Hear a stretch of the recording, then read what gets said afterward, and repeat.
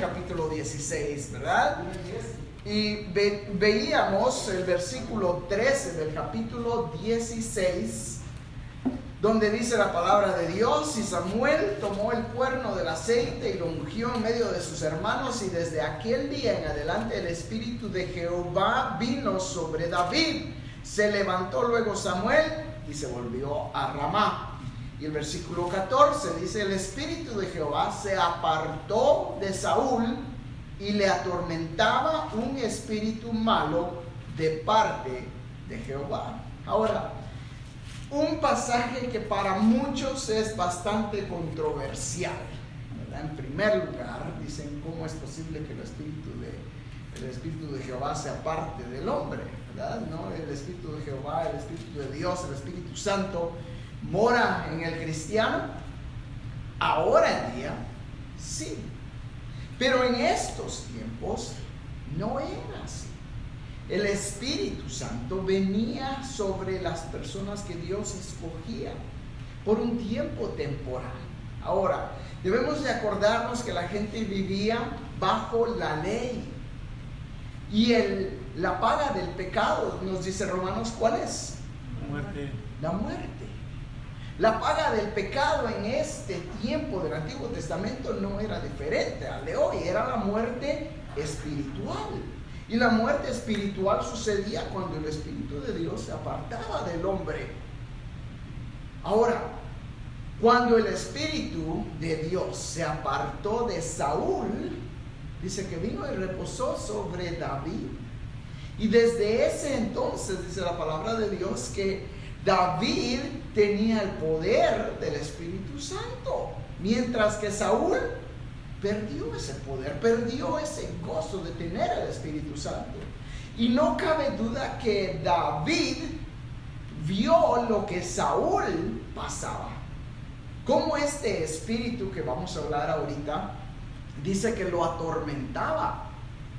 Es por eso que en el Salmos 51, David dice: no me deseches de delante de ti, no quites de mí tu espíritu. Porque eso era lo que David temía más, el fallarle a Dios de tal manera que Dios quitara de él su espíritu. Así es de que el Espíritu de Dios viene, reposa sobre David y se aparta de Saúl. Y es interesante que nos dice el versículo que un espíritu malo de parte de Jehová le atormentaba. Y hacíamos la pregunta: ¿será posible que un cristiano, un creyente, sea atormentado por estos espíritus? Y la respuesta es no, mis hermanos. Porque ahora el Espíritu Santo mora en nosotros. Y mientras el Espíritu de Dios more en nosotros, nuestro corazón le pertenece a Él. Y el enemigo no tiene arte ni parte en nuestras vidas. Cuando el Espíritu de Dios gobierna en el corazón del hombre. Sin embargo, escúcheme bien, hay personas que han practicado la hechicería, que han practicado la idolatría, que aún después que confiesan, estoy abriendo paréntesis, o ¿cómo se dice? Sí. ¿Paréntesis? No, paréntesis es paréntesis. Las comillas, gracias. Abro comillas, cierro comillas.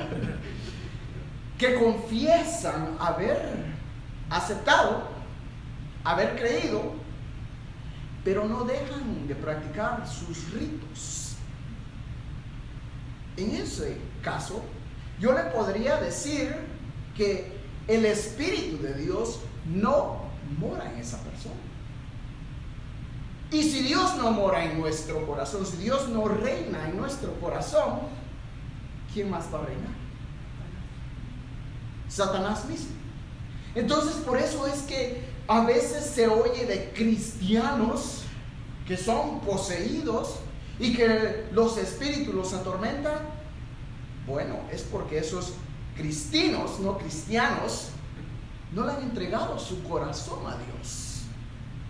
Y todavía siguen practicando la hechicería y siguen orándole a esos sus dioses. ¿Sabe que hay gente que le oran hasta la muerte? Lo cual yo no lo puedo entender. Dios es un Dios de vida, no es un Dios de muerte. Y esas personas tendrán que entregarle cuentas a Dios, porque son las personas que Jesucristo mismo dijo: me confiesan con su boca, pero su corazón está lejos de mí. Y no debemos de sorprendernos, hermanos, cuando escuchamos de personas así. Simplemente que sabemos que cuando el Espíritu de Dios no reina en el corazón del hombre, Satanás tiene la ventaja, porque la persona no le ha dado su vida a Dios. La persona puede estar confundida, creyendo que solo buscar a Dios es suficiente. No. La palabra de Dios nos dice que aún los demonios creen y tiemblan. Estudiábamos el pasaje donde, se me olvida el libro en este momento, pero cuando Pablo estaba predicando y estaban los hijos de este profeta, se me olvida el nombre otra vez, perdón, se me vino a la mente nomás, y le dicen: en el nombre de Jesús que Pablo predica, y los demonios le dicen: a Jesús conocemos, sabemos quién es Pablo, pero ustedes, le dicen, no sabemos quiénes son. Parece que es Hechos. Y los golpean, los sacan. Los demonios, mis hermanos, debemos acordarnos algo. Son ángeles caídos. Cuando Satanás fue sacado del cielo, de acuerdo a Apocalipsis, dice que se llevó con él una tercera parte de los ángeles. Esos son los demonios. Y que el Señor los reprenda en esta noche, porque no estamos hablando de ellos. La gloria sea siempre para Dios. Pero no podemos vivir una vida sin darnos cuenta que tenemos un enemigo que es real. Ahora, debemos de recordarnos también que en la vida del creyente nada pasa sin que Dios lo permita. En la vida del humano nada pasa sin que Dios lo permita. Si estudiamos el libro de Job, y lo vamos a estudiar, vamos a ver el capítulo 2, cuando dice la palabra de Dios que Satanás estaba frente a Dios, venía en medio de los hijos de Dios, y ahí entre ellos venía Satanás, y Dios le dijo: ¿has considerado mi siervo Job? Pero sí, la has bendecido, le has dado todo lo que necesita. Has puesto una pared alrededor de él para que yo no lo toque. Pero quítale todo lo que tiene y verás cómo actúa. Y Dios le da permiso a Satanás mismo. Todo lo que tiene está en tus manos, pero no lo toques a él. Ya sabemos la historia, lo que Satanás viene y hace en la vida de Job. Entonces, no nos debe de sorprender cuando la palabra de Dios dice aquí que un espíritu le atormentaba de parte de Jehová. Eso quiere decir que Dios lo permitió. Permitía a Dios que este espíritu atormentara a Saúl. Ahora, no era que Dios eso era lo que quisiera, sino que simplemente lo permitió porque ya su espíritu no estaba con Saúl. Ya Dios ya no lo defendía. El espíritu de Dios se apartó. Entonces el espíritu malo pudo entrar a Saúl y atormentarlo de esa manera.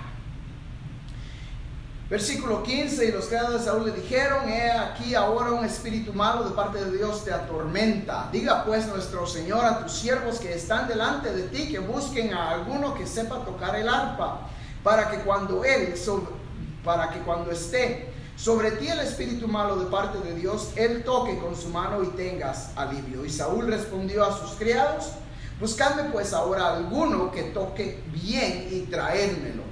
Entonces uno de los criados respondió diciendo: he aquí, yo he visto un hijo de Isaí de Belén, que sabe tocar y es valiente y vigoroso y hombre de guerra, prudente en sus palabras y hermoso, y Jehová está con él. Y Saúl envió mensajeros a Isaí diciendo: envíame a David tu hijo, el que está con las ovejas. Y tomó Isaí un asno cargado de pan, una vasija de vino y un cabrito, y lo envió a Saúl por medio de David su hijo. Y viendo David a Saúl, estuvo delante de él, y él le amó mucho, y le hizo su paje de armas. Y Saúl envió a decir a Isaí: yo te ruego que esté David conmigo, pues ha hallado gracia en mis ojos. Y cuando el espíritu malo de parte de Dios venía sobre Saúl, David tocaba el arpa y tocaba con su mano, y Saúl tenía alivio y estaba mejor, y el espíritu malo se apartaba de él. Hasta ahora, David tocaba para Saúl, Dios lo usaba con su música para que este espíritu dejara en paz a Saúl. Y Saúl dice que amaba a David, lo acababa de conocer, y qué muchacho tan lleno del Espíritu Santo. Lo hace su paje de armas, su mano derecha prácticamente. El paje de armas era el que cargaba la espada, el escudo del rey. Iba a donde quiera que el rey iba. Él era el que llevaba sus armas. Ahora pasamos a ver la historia quizás más famosa de la Biblia: David y Goliat. ¿La he escuchado? Quizás desde niño, ¿verdad? Aún desde que estaba yo en la escuela dominical, que era niño, me acuerdo escuchar esta historia. Sin embargo, hay mucha gente que dice que esta historia solo es un mito, que no es real, que simplemente la gente conforme el tiempo se la ha inventado y niega lo que dice la Biblia. Lo cual me parece curioso, porque si David no es real, entonces ¿por qué habla de Belén? Y si sabemos que Belén ha existido por miles de años y aún hoy en día existe el pueblo de Belén. Entonces la gente acepta lo que quiere y lo que no quiere lo rechaza. David y Goliat es una historia hermosa, que nos encanta verla cuando tenemos problemas, ¿verdad? ¿La ha estudiado usted cuando tiene un problema? Y de repente nos sentimos como David, ¿verdad? Este problema es gigante, o este gigante es un problema, como lo quiera ver, ¿verdad? Pero queremos confiar en Dios como David. Y en este día, en esta noche, vamos a ver 3 principios que podemos aprender de esta historia. No es un mito. Está en la palabra de Dios, y nos dice Timoteo que toda la escritura es inspirada por Dios. Así es de que es verdadera, es real, ya lo hemos visto, ¿verdad? Estamos en el capítulo 17. Los filisteos juntaron sus ejércitos para la guerra, y se congregaron en Soco, que es de Judá, y acamparon entre Soco y Aseca en Efes Damim. También Saúl y los hombres de Israel se juntaron y acamparon en el valle de Ela, y se pusieron en orden de batalla contra los filisteos. Y los filisteos estaban sobre un monte a un lado, y a Israel estaba sobre otro monte al otro lado, y el valle entre ellos. Salió entonces el campamento de los filisteos un paladín, el cual se llamaba Goliat de Gat, y tenía de estatura 6 codos y un palmo, y traía un casco de bronce en su cabeza, y llevaba una cota de malla, y era el peso de la cota 5,000 ciclos de bronce. Sobre sus piernas traía grebas de bronce y jabalina de bronce entre sus hombros. El asta de su lanza era como un rodillo de telar, y tenía el hierro de su lanza 600 ciclos de hierro, e iba su escudero delante de él. Muy bien, unos detalles que usted tiene que saber. En primer lugar, la altura de este hombre equivale más o menos a 9 pies 9 pulgadas. 9 pies, 9 pulgadas. ¿Qué cuánto medirá esta pared? Casi los 10 pies. Casi del tamaño de esta pared. Esa era la altura de este hombre. Dice que traía una cota de malla, prácticamente como una herradura, ¿verdad? En su cuerpo. El peso de la cota de esta herradura, de esta malla, simplemente era de 5,000 ciclos de bronce, lo cual equivale a 125 libras, más o menos. Entonces, un hombre de 9 pies, 9 pulgadas, casi del tamaño de esta pared, nos podemos imaginar, con una playera de malla, una túnica de malla, que pesa 125 pulgadas. El asta de su lanza dice que era como un rodillo de telar y tenía el hierro de su lanza 600 ciclos de hierro. Eso equivale más o menos a 15 libras. La punta del asta, no más, pesaba 15 libras. ¿Ha tratado de aventar usted una piedra un poco grande que pese unas 5 libras? ¿No?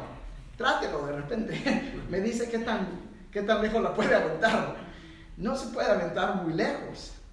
Este hombre tenía que haber sido súper grande, fuerte, 9 pies, 9 pulgadas.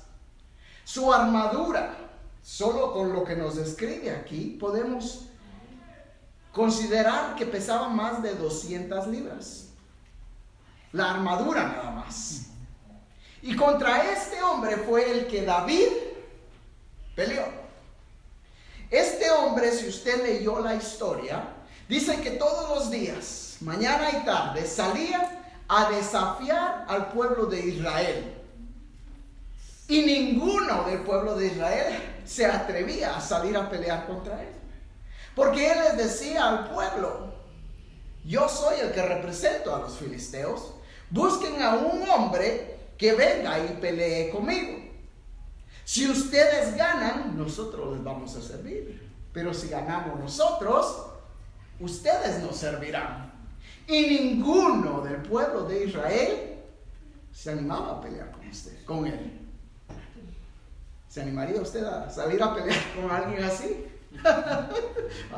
Es de pensarla 2 veces, ¿verdad? Sin embargo, hay 3 principios que quiero que veamos en esta historia. El primero era que David conocía el poder de Dios.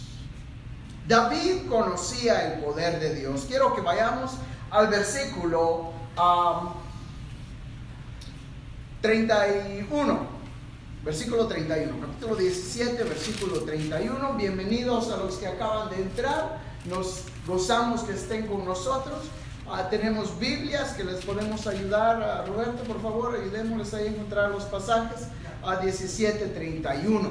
Dice: fueron oídas las palabras que David había dicho y las refirieron delante de Saúl, y él lo hizo venir.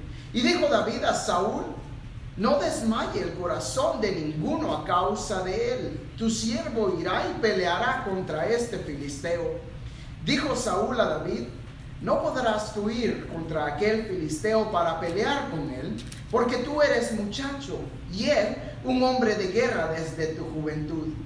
David respondió a Saúl: tu siervo era pastor de ovejas de su padre, y cuando venía un león o un oso o tomaba algún cordero de la manada, salía yo tras él y lo hería y lo libraba de su boca, y si se levantaba contra mí, yo le echaba mano de la quijada y lo hería y lo mataba. Fuese león, fuese oso, tu siervo lo mataba. Y este filisteo incircunciso será como uno de ellos, porque ha provocado al ejército del Dios viviente. Esa es una persona que conoce a Dios. Esa es una persona que conoce el poder de Dios, que ha visto el poder de Dios en su vida. Le dice Saúl: tú no puedes ir, tú eres un muchacho. te va a matar y después vamos a ser siervos de los filisteos. Y le dice David, tu siervo era pastor, y cada vez que un león o un oso venía, yo lo destrozaba con mis manos. Suena un poco poder supernatural, ¿verdad? Sí, era un poder sobrenatural. Era el poder del Espíritu de Dios sobre él. ¿Quién más había hecho esto? Acuérdese del libro de Jueces, Sansón. Dice que vino un león a atacarlo y lo destrozó con sus manos. Un león, no un gatito de Angora, un león. Y aquí David, lo mismo. Mis hermanos, el poder de Dios a veces lo limitamos. Saúl había visto la mano de Dios, sabía el poder de Dios, pero se había olvidado. Y a veces nosotros vemos el poder de Dios en nuestra vida, en nuestra familia, en nuestros hijos, y decimos, pero este es un problema más grande. Sí, Dios puede hacer las cosas. Un catarro, Dios lo puede sanar. Un dolor de estómago, Dios lo puede quitar. Pero el cáncer es un Goliat en nuestras vidas. Y David dice, yo he visto la mano de Dios. ¿Ha visto usted la mano de Dios en su vida? ¿Ha visto usted Dios obrando cuando no hay salida? ¿Ha visto usted a Dios proveyendo cuando no hay recursos? Yo sí lo he visto. Yo lo he visto, yo lo he experimentado. Y es por eso que David pudo decir, yo salgo contra este filisteo, contra este hombre incircunciso. Segundo principio, David conocía sus armas. Seguimos leyendo el versículo 37. Añadió David, Jehová, que me ha librado de las garras del león y de las garras del oso, él también me librará de la mano de este filisteo. Y dijo Saúl a David, ve, y Jehová esté contigo. Y Saúl vistió a David con sus ropas y puso sobre su cabeza un casco de bronce y le armó de coraza, y ciñó David su espada sobre sus vestidos y probó a andar, porque nunca había hecho la prueba. Y dijo David a Saúl, yo no puedo andar con esto, porque nunca lo practiqué. Y David echó de sí aquellas cosas, y tomó su cayado en su mano, y escogió 5 piedras lisas del arroyo, y las puso en su saco pastoril y el zurrón que traía, y tomó su honda en su mano y se fue hacia el filisteo. ¿Conoce usted las armaduras que Dios le ha dado? ¿Cuál es su armamento? La palabra de Dios. Esta es la única arma que usted necesita en su vida. La palabra de Dios, la oración, son las armas del cristiano. Aquí Saúl dice que lo vistió de su armadura, le puso su coraza, el casco, quizás el escudo, la espada, y se la da a David. Y obviamente David no podía ni caminar con ella. ¿Se acuerda quién era Saúl cuando lo describe Samuel? Dice que era alto, que sobrepasaba todo el pueblo de hombros para arriba. Y a David, ¿cómo lo describe? Como un chaparrito, ¿verdad? Casi así como alguien que conozco yo. Bajo de estatura, hermoso, ojos azules, pelo rubio. Así era David. Así lo describe, de hermoso parecer, dice. Entonces no podía andar con esta armadura. pero conocía su armadura. ¿Qué tanto conoce usted su Biblia? Cuando el enemigo viene y ataca su vida, puede usted abrir este libro sagrado e ir y buscar lo que usted necesita.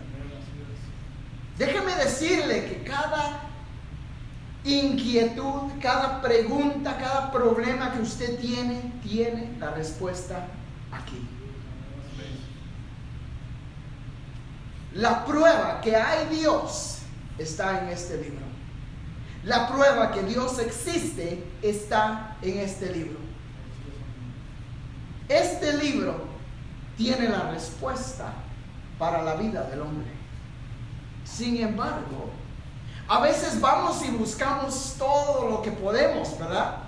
Vamos con los doctores y matamos dinero y nos gastamos todo y nos quebramos los dedos y ¿qué hacemos?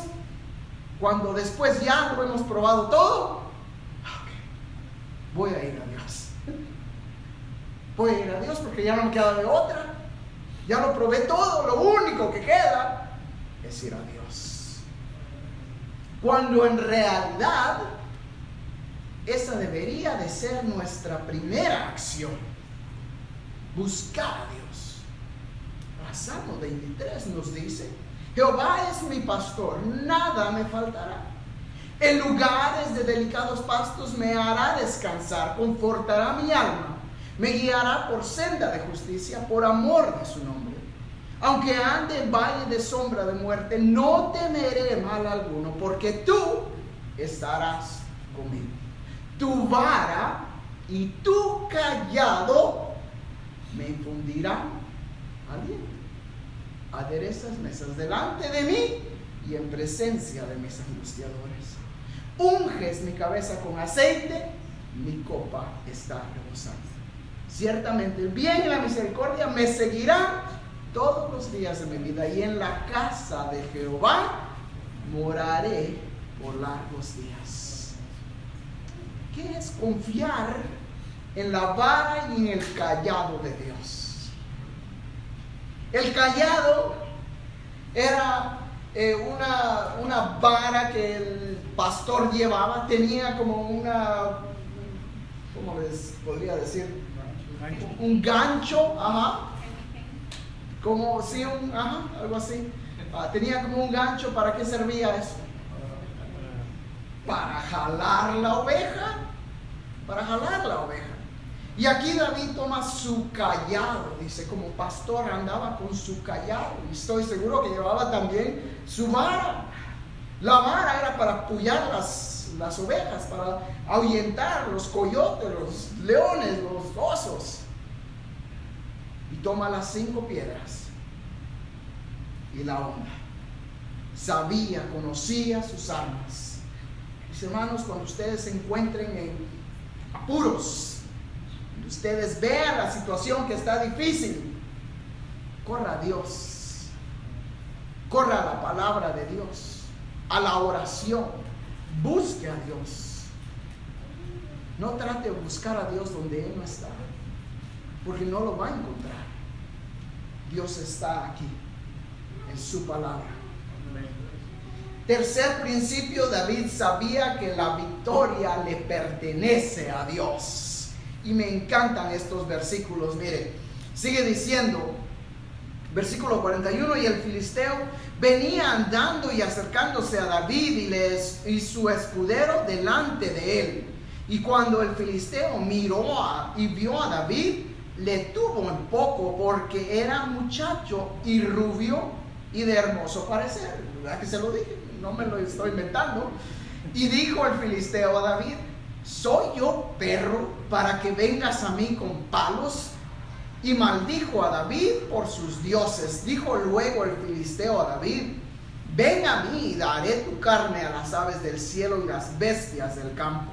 Entonces David dijo al filisteo: tú vienes a mí con espada y lanza y jabalina, mas yo vengo a ti en el nombre de Jehová de los ejércitos, el Dios de los escuadrones de Israel, a quien tú has provocado. Jehová te entregará hoy en mi mano y yo te venceré y te cortaré la cabeza y daré hoy los cuerpos de los filisteos a las aves del cielo y las bestias de la tierra, y toda la tierra sabrá que hay Dios en Israel.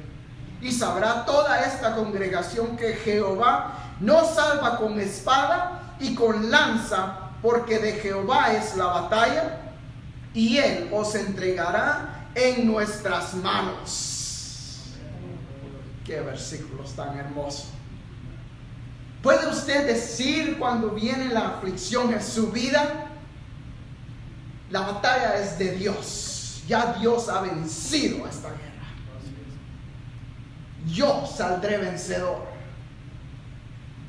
Dice el libro de Romanos, quiero que vaya conmigo, Romanos capítulo 8.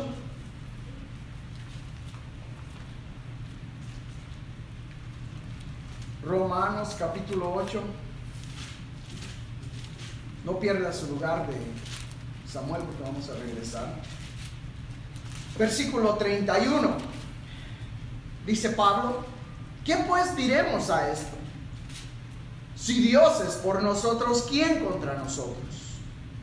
El que no escatimó ni a su propio Hijo, sino que lo entregó por todos nosotros, ¿cómo no nos dará con Él todas las cosas?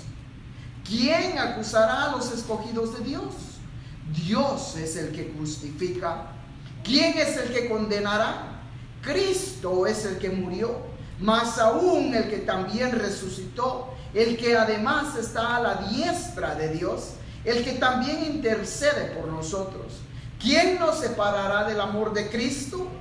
¿Tribulación, o angustia, o persecución, o hambre, o desnudez, o peligro, o espada? Como está escrito: por causa de ti somos muertos todo el tiempo, somos contados como ovejas del matadero.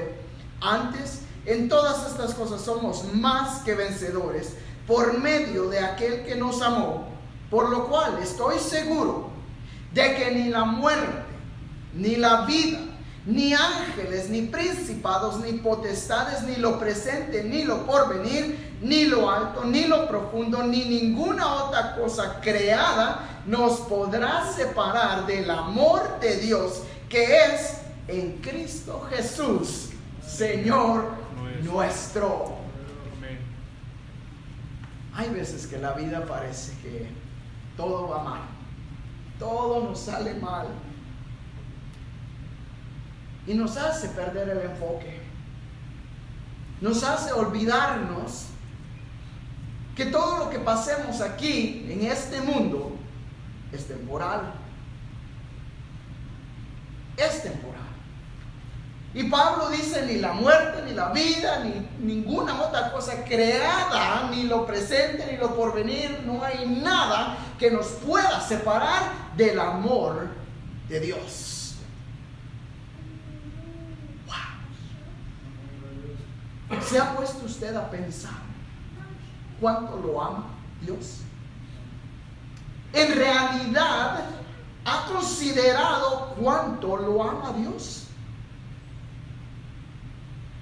Romanos 5:8 nos dice: mas Dios muestra su amor para con nosotros, en que siendo aún pecadores, Cristo murió por nosotros. El amor de Dios es este. Dios sabe y conoce su pecado, conoce mi pecado, y aún así dio su vida en la cruz porque usted y yo seamos salvos. Dios sabía que yo le iba a fallar.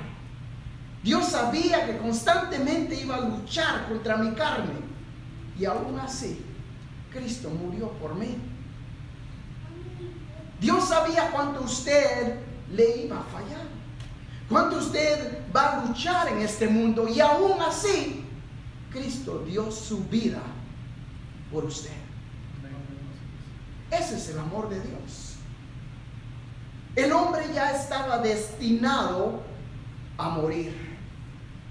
El hombre estaba destinado a llegar a un lugar nada más. Ese lugar es el infierno. Ese es el destino del hombre. el infierno. Pero Dios nos amó tanto que dijo: voy a enviar a mi Hijo para darles una opción. La opción de no irse al infierno.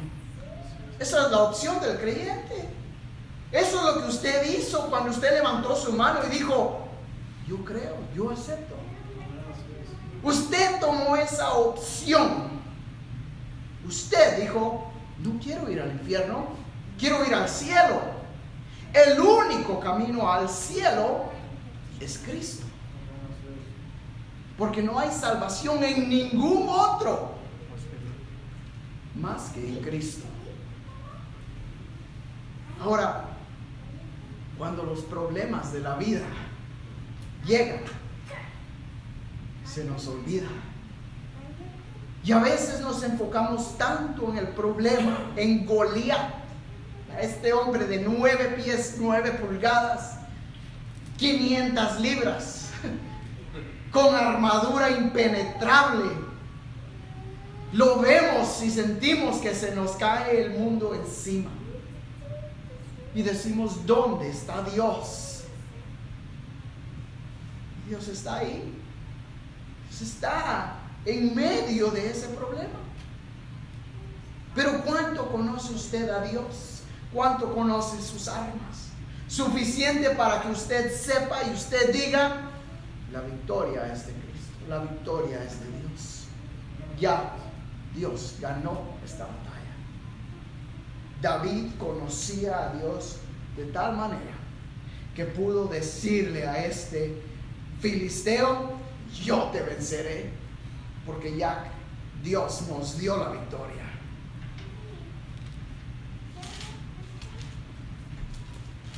¿No le fascina a usted eso?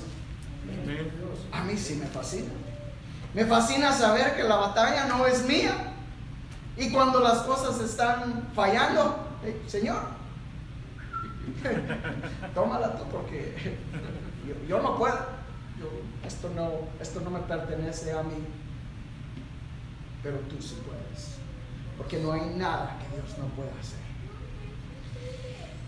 Regresamos a 1 Samuel capítulo 17, versículo 48. Dice: y aconteció que cuando el filisteo se levantó y echó a andar para ir al encuentro de David, David se dio prisa y corrió a la línea de batalla contra el filisteo. Y metiendo David su mano en la bolsa, tomó de ahí una piedra y la tiró con la honda e hirió al filisteo en la frente, y la piedra quedó clavada en la frente y cayó sobre su rostro en tierra.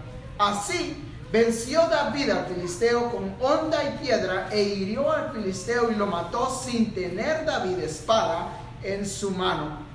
Zacarías 4:6 nos dice: no con ejército ni con fuerzas, dice, más con mi Santo Espíritu. Y aún hay un canto, no sé si lo ha escuchado, un canto viejísimo: no es con espada ni con ejército, más con su Santo Espíritu.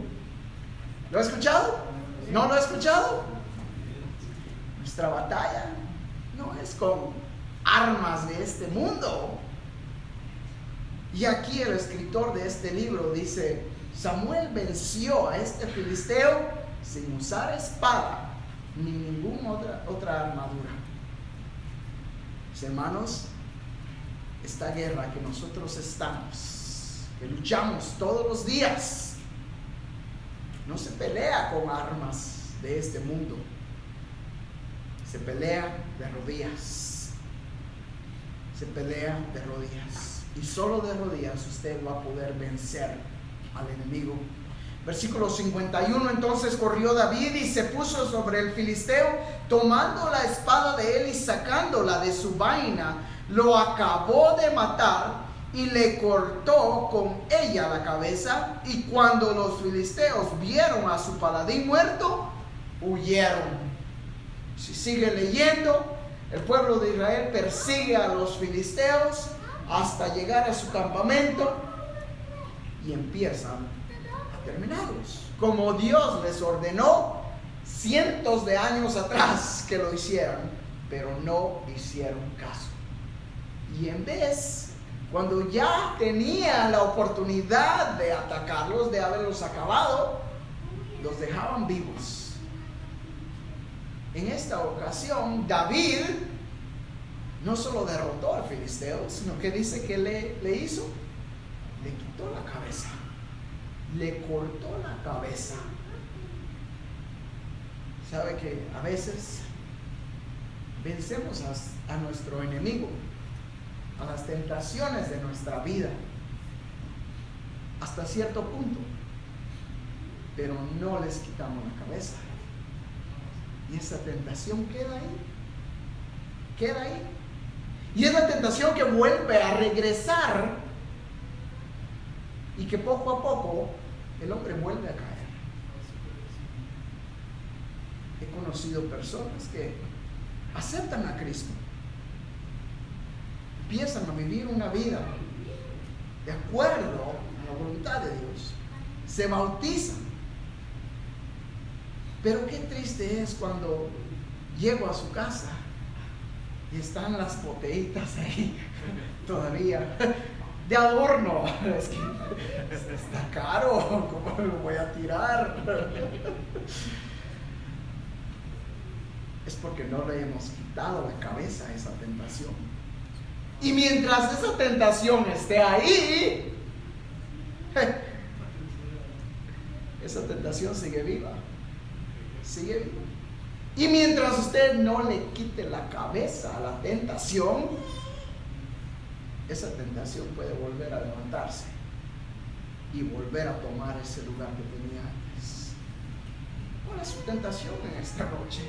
¿Habrá cosas en su vida que usted no le ha quitado la cabeza? Estoy hablando figurativamente, por favor, no lo voy a tomar literalmente. ¿Qué habrá en su vida que aún necesita que usted lo extermine completamente?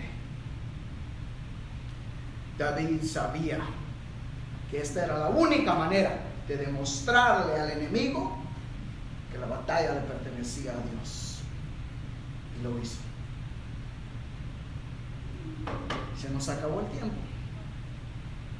Hasta aquí nos vamos a quedar. La siguiente semana, con la ayuda de Dios, veremos un celo de Saúl para David. Dios empezó a usar a David, pero eso causó celos en el rey Saúl. Y vamos a ver lo que este rey hizo para tratar de quitarle la vida al que después él mismo le llama su enemigo, cuando David no le había hecho nada. Pero eso es lo que pasa cuando el pecado llega al hombre, mis hermanos. Que el Señor nos ayude a confiar, a conocer a Dios de tal manera que nosotros podemos decir: esta batalla es de Dios y Él ha ganado. A confiar en Él porque hemos visto la mano de Dios en nuestra vida y porque Él nunca nos falla. El hombre nos va a fallar, yo le voy a fallar, pero Dios nunca falla, jamás. Amén. Ni jamás le fallará. Si usted tiene en esta noche una necesidad que pareciera como un Goliat en su vida, yo lo quiero poner en las manos de Dios.